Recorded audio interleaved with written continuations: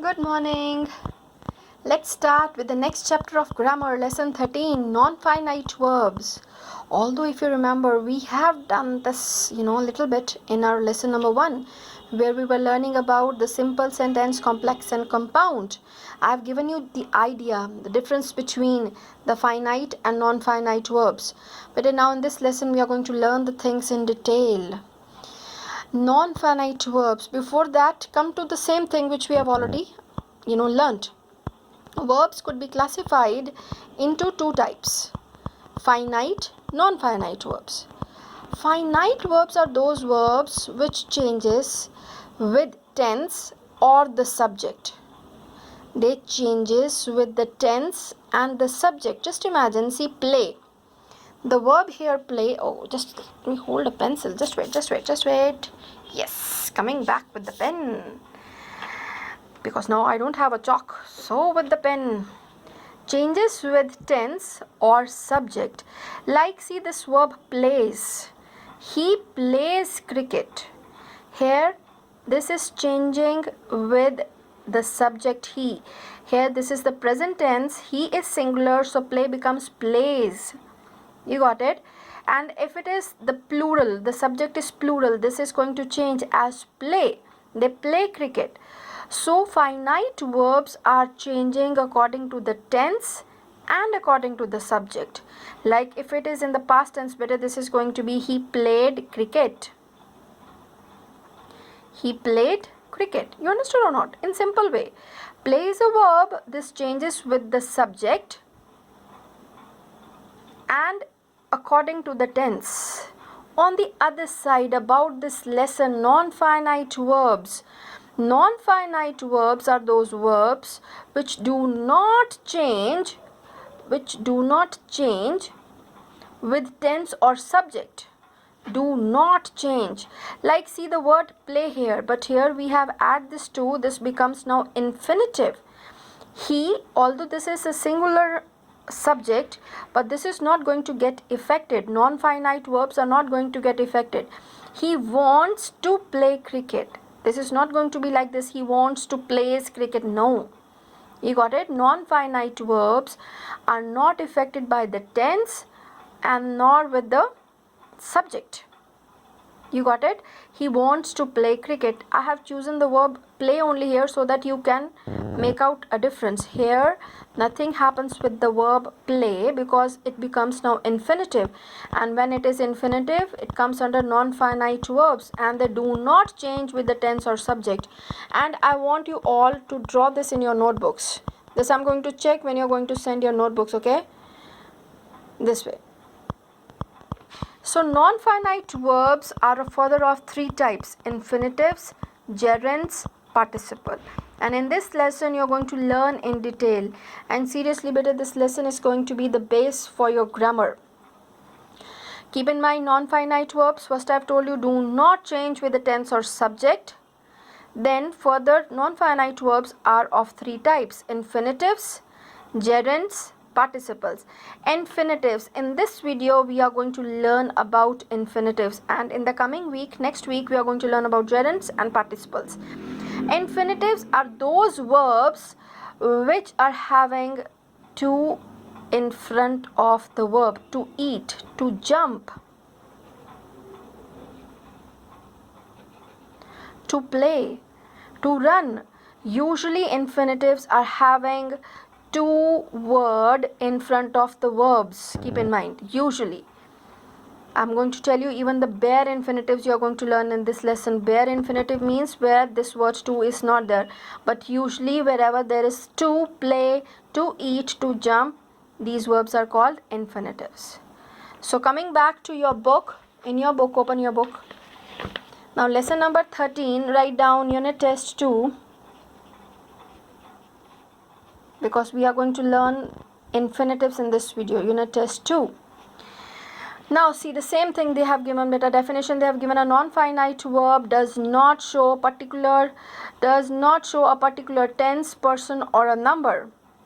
Or you can write non-finite verbs do not change with the tense or the subject. In the simple English, do not change with the tense or subject. Then kinds of non-finite verbs, the way I've told you, there are three kinds: infinitives, participles, and gerunds. In general, they have given, so we are going to learn something about infinitives first. So I'm going to take only this example. Then when we are going to learn about participles, further examples we are going to take gerunds, further example we are going to take. Now I want to go there. See, this is to go, infinitive. In this sentence, to go is a non-finite verb. It is an infinitive, that is the base form of the verb. Don't worry, infinitives now come here, the infinitive. The infinitive form of a verb is the verb in the base form preceded by the word to. Base form means the first form of verb, read. She likes to read storybooks. But see, this is not changed according to the subject or the tense. It's not like she likes to read. No. Infinitives, gerunds, and participle, they do not change with the subject and the tense. You got it? That is why they are non-finite verbs. They wish to go home. Then some uses of infinitives. All these: to read, to go, to dance, to err, to play, all these verbs, now how they are used. Some uses of infinitives. Infinitives as subject. In sometimes this is used as a subject in a sentence. To dance or to dance was her passion. To err is human. In these sentences, infinitives to dance and to err are working as a subject of the verb was and is. Yeah, we have the subject here. This is nothing.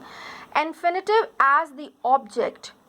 Girls love what? To dance. So object, when you get the answer for what, that is the object. So sometimes infinitives are used as object. Girls love to dance. They like to play chess. They like what? To play chess. So this type better they have given their infinitives are used as subject, infinitives are used as object, then infinitives as the object of a preposition. Now let's see. He had no choice except is a preposition. He had no choice except what? To run away. So this is object of the preposition. Then we have infinitives as adverbs. When you're getting the answer for why, adverbs. As we know, an adverb usually modifies a verb, an adjective or another adverb to tell us when, where, how, in what manner or to what extent an action is performed. It shows the purpose, result, reason, etc. The officer returned to help. So infinitives are used here as adverb. To live, we eat. Why? To live. You're getting the answers for why. So here the infinitives are acting as adverbs. So infinitive as the complement. Her greatest pleasure is to swim. So complement of the verb to swim. So this is acting as complement. This is bare infinitives. Make a star, where the word to is not included. See, there are certain infinitives which are used only as the base form. Base form means the first form of the verb and are not preceded. This is the main thing. Not preceded by to. They are called bare infinitives. So these are often used after, like this one, can, could, may, might, must, etc. We don't have the word to when there are models like can, could, may, might, must, etc. Some verbs like bid, dare, need, hear, let, make, see. This you have to learn. Rather than, would rather, had better, sooner than, all these things you just have to go through. Rather than, would rather, had better, sooner than. Don't worry, gradually when you're going to do the exercises you will learn. Like you must take, it's not like you must to take a break. Here this is infinitive. You must take a break. Let him, it's not like sits here. No, let him sit here. Let him to sit here will not come. Let, with let word also, to is not going to be there with the infinitive. With the word, see, you had better ask this permission. Had better, after had better also. This is not to ask his permission.